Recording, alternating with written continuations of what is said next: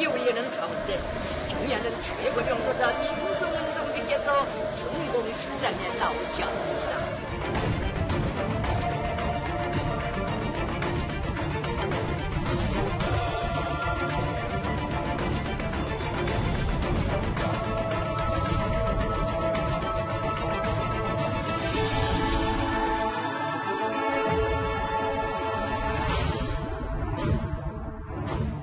I can confidently say that we are preserving the fight tonight's status readiness that we need on the peninsula with our ROK allies.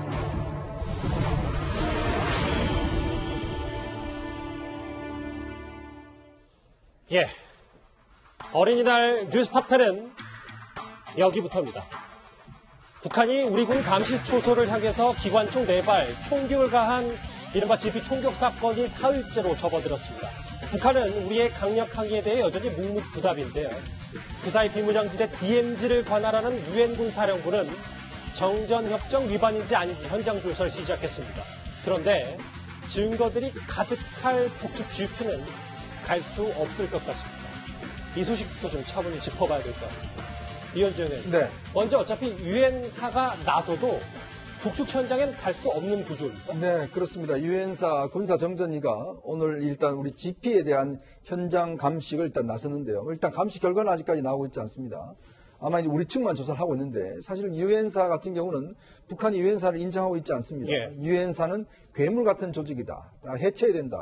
이렇게 그동안 주장을 해왔기 때문에 사실 우리 유엔사가 북한 지역에 가서 조사를 할 수 있는 방법은 없는 상황입니다. 자, 그렇다 보니까 결국 이제 피해를 당한 우리 쪽에만 이제 조사를 하는 것이고 문제는 지금 우리 군 당국에서는 이게 오발이다, 우발적 이 사격이다 이렇게 이제 보고 있는 거 아니겠습니까? 그걸 검증하기 위해서는 어디서 쐈는지, 어떤 과정 쐈는지를 이제 조사를 해야 되는데 문제는 이제 원인 제공자에 대한 조사는 전혀 이루어지지 않고 피해를 본 우리 쪽만 조사를 하기 때문에 유엔사가 조사를 하더라도 과연 이것이 어떻게 발사되는지 또 어떤 경로를 통해 되는지 전적인 어떤 윤곽을 밝혀내는 데는 상당히 어려움이 있을 걸로 보입니다. 조사 실효성은 크지 않을 것이다. 그렇습니다.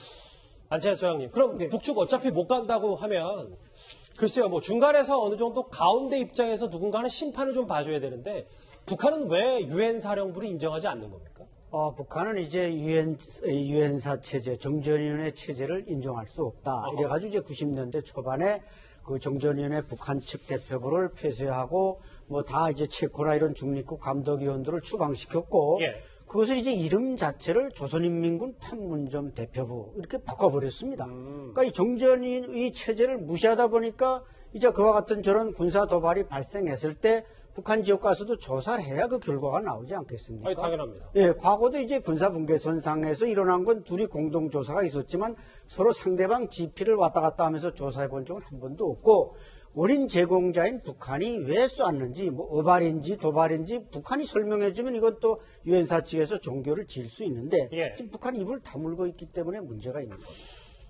알겠습니다. 뭐 반쪽짜리 조사일 수밖에 없다. 그래서 어쩌면 이번 GP 총격 사건의 답은 이미 나와 있는지도 모릅니다.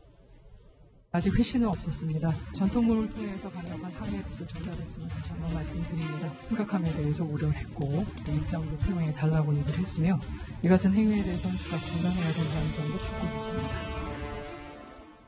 지난 1일 오전에 이 총격 사건이 일어났고 지금이 5월 5일 그러니까 화요일 오후 6시 아직까지 지금 북한에 전통문 답신이 없거든요. 김정호 실장님. 네. 그런데 청와대 한 관계자가 북한이 실수한 일엔 전통문 답신 안 한다. 글쎄요. 이게 좀 그래서 북한 두둔하는 거 아니야 논란이 있어요. 이건 뭐 완전히 현재 유엔사가 조사를 하는데 조사 결과가 나오기도 전에 처음부터 실수한 일이다. 우발적인 사건에 이렇게 정의를 내리고 시작하는 것 자체가 북한을 두둔하는 것 같은 그 생각이 들고 이것 자체가 우리 군의 사기와 또 우리 국민의 정서에 맞지 않은 겁니다. 예. 맞지 않는 것이고 그다음에 또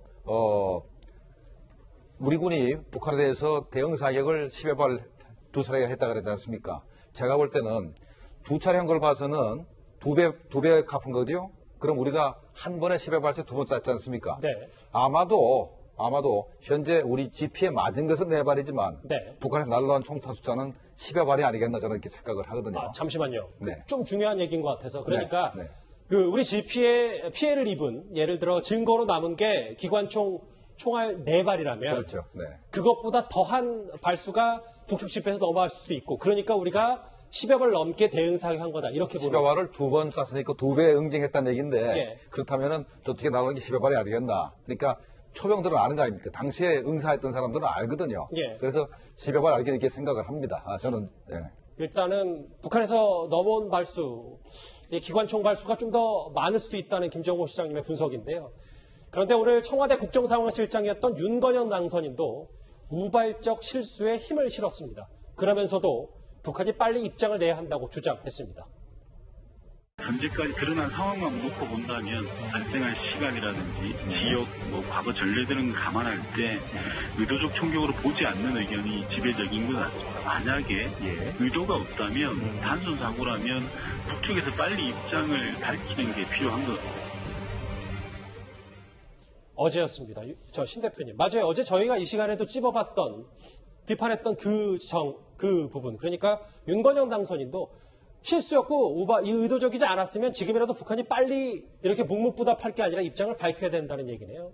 지금 이제 북한에서는 아무 말도 하지 않고 그리고 이 청와대에서 미리 이건 실수다, 또 국방부에서 실수다라고 선을 그어버렸기 때문에 이 뭐 어차피 우리가 지금 이야기를 했지만 이게 유엔사 정전위원회에서 조사를 해낼 수 없는 현실이지 않습니까? 예. 그러면은 이것은 영원히 우리 청와대 그리고 우리 국방부가 계속 미제로 남아서 계속 비난을 의혹을 들을 수밖에 없는 사안이에요. 그래서 만약에 이 윤건영 당선자의 말대로 북한에서 우리가 실수했다라고 이야기를 한다면 미안하다 말 안 하고 그냥 실수했다라고 이야기를 한다면 청와대나 국방부가 이렇게 미리 선을 그은 것에 대한 책임론을 회피해 갈 수 있는데 지금 그걸 안 해주니까 윤건영 당선자 입장에서는 예당 입장에서 답답한 것이죠. 예. 그래서 방송을 통해서 북한에 좀 해줬으면 좋겠다라는 그런 우회적인 부탁을 하는 것 같습니다. 네. 일단은 유엔사에 조상을 하게 되면 이게 고의든 우발적 사건이든 간에 정전협정 위반은 확실합니다. 9.19 정전협정 위반 확실하고요. 그러니까 아하. 유엔사는 9.19랑 상관없습니다. 일단 정전협정 위반은 분명하기 때문에 아마 유엔사에서 분명히 북한 측에 항의를 해줄 걸 가능성이 있고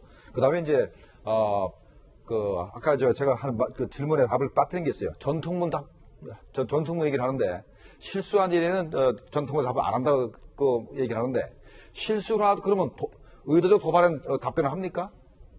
더 안 하죠. 어떤 경우를 하더라도 자기네가 유리한 것도 있습니다. 북한의 선박이 표류해서 넘어왔을 때 우리 정부에서 니들이 데려갈래 안 데려갈래 하면 그때는 답변을 합니다. 그 이외에 군사적으로 도발을 했을 경우는 어떤 경우를 하도 답변한 적이 없습니다. 그런데 그걸 갖다가 우발적인 사건에는 전통을 답하지 않는다. 이거는 정말 북한을 굉장히 투둔하는 겁니다. 그러니까 실장님 말씀은 9.19 군사합의 위반 포함해서 1953년 휴전했을 때 당시 정전협정에 대해서도 위반한 거다 이렇게 보시는 겁니다. 그렇죠. 정전협정 위반은 확실한 겁니다. 알겠습니다.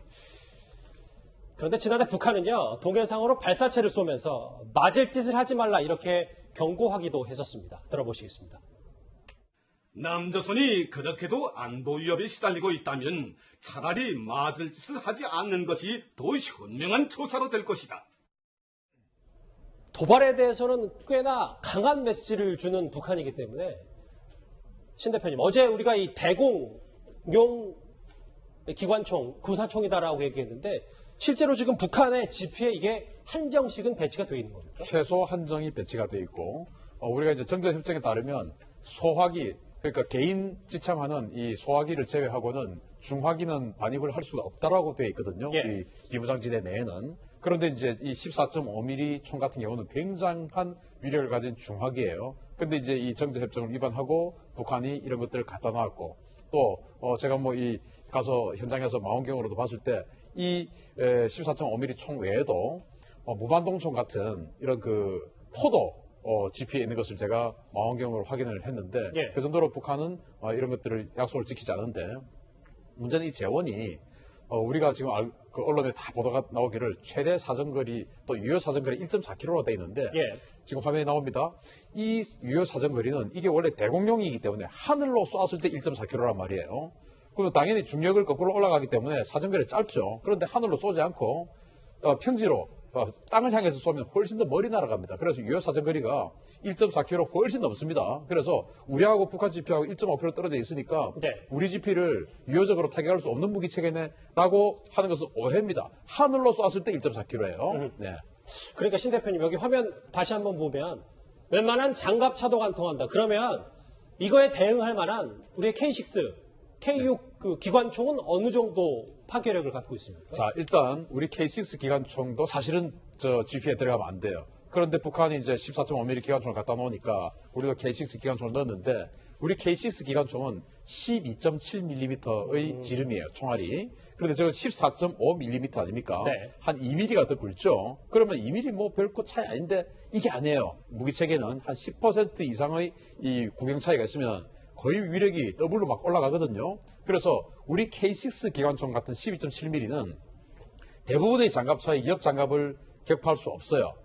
서방 세계든지 우리 대한민국이든지 공산권이든지 거의 모든 장갑차의 측면 장갑은 12.7mm까지의 기관총을 전부 방어할 수 있습니다. 그런데 14.5mm는 지상에서 주로 쓰지 않는 무기체계이기 때문에 네. 장갑차가 저기에 맞춘 방어력은 만들지 않습니다. 그래서 우리 한국이 2000여 대 있는 우리 한국군 주력 장갑차 K200도 14.5mm를 못 막아요. 그런데 12.7mm를 막죠. 그 정도로 위력 차이가 큽니다. 지금 이제 K6 이야기를 하시니까 잠깐 말씀드리면 지난 2016년도 4월 달에 우리 예. 동부전선에서 우리 측 GP가 오발로 K6 두 발을 북측에 쏜 적이 있습니다. 네. 그러니까 오발로 쏜 거죠. 그러니까 쏘자마자 바로 뭘 했냐면 당시에 장비 점검 중 오발 이 방송을 3차례나 했어요. 북한에 알린 겁니다. 북한에 알린 거죠. 예. 그러니까 우리가 어떤 잘못 오발했다는 사실을 알렸습니다. 그러니까 우리는 그렇게 대응을 해요. 우리가 오발할 경우에 바로 그 확성기 방송을 통해서 3차례나 이 방송을 해서 북한 측에 오발을 알리거든요. 근데 북한 측은 이번에 아무런 이야기 없었던 이야기죠. 우리 화기보다 파괴력이 2배인 것, 이 고사총이 어쨌든 이번 주 일요일, 지난 일요일 오전에 우리 측으로 날아온 셈입니다. 한 가지 더 있습니다. 사건 발생 장소인 비무장지대 DMZ는 사실 자칫 잘못하다가는 전면전 또는 국지전으로 확대될 수 있는 화약고이기도 합니다. 그래서 2년 전 우리 정부가 중시하는 9.19 군사 합의까지 이르게 된 겁니다. 반갑습니다. 거실장에 수고했습니다. 네. 올 때 보니까 길로 깨끗하게 정리하는 거 보니까 우리 북측에서 굉장히 준비를 많이 했다는 느낌을 받았습니다. 폭파다 하고 국물은 다 100% 폭파하고 첫 단추가 아주 잘 깨져서 아마 나머지 단추가 잘 깨질 것 같습니다. 합시다. 오늘 다시 만납시다. 네, 선물 고맙습니다. 수고하셨습니다. 수고했습니다. 오후에 뵙겠습니다. 진짜 앞으로 잘 되면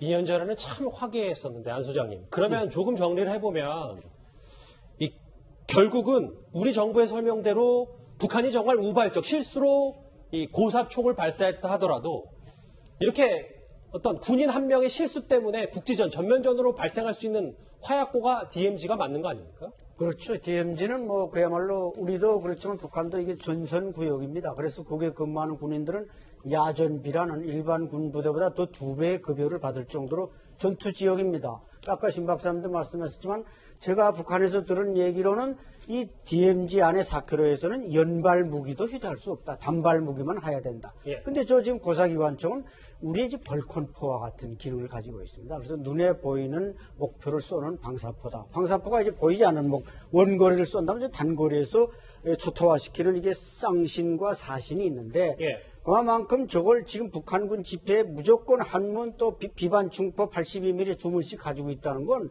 걔들이 그 집회 하나가 우리 집회 하나를 완전히 잿더미로 만들 수 있는 이런 무장력을 갖출 수 있기 때문에 오발이든 도발이든 어쨌든 북한은 우리를 항상 공격한다는 그런 위치에 있다는 것이 가장 큰 문제입니다.